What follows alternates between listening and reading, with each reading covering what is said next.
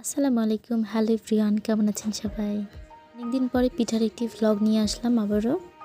শীতের দিনে মাঝে মধ্যে একটু পিঠা না খেলে কি হয় বলেন? কার কোন পিঠাটি পছন্দ বলুন তো?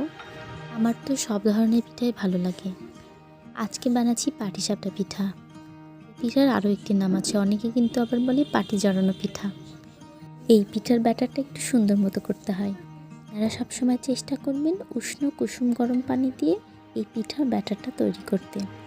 এই পিঠার পুরটা অনেকে অনেক রকম করে দেন, অনেকে কিন্তু এর মধ্যে নারকেলের একটা আলাদা পুর করে দেয়। আবার নাটোরে কিন্তু বেশিরভাগ মানুষ নাটোরের বিখ্যাত কাঁচাগোল্লা দিয়ে তৈরি করে। তো আমি এখানে আজকে করেছি সুজির হালুয়া করে।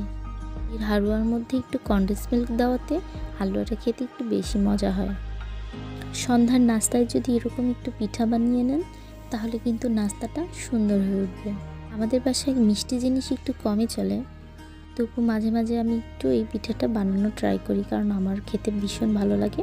আমার বাচ্চা ওই পিঠাটা খেতে অনেক পছন্দ করে।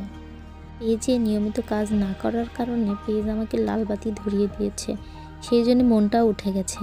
আপনাদের আর কি অবস্থা অবশ্যই কমেন্টে জানাবেন।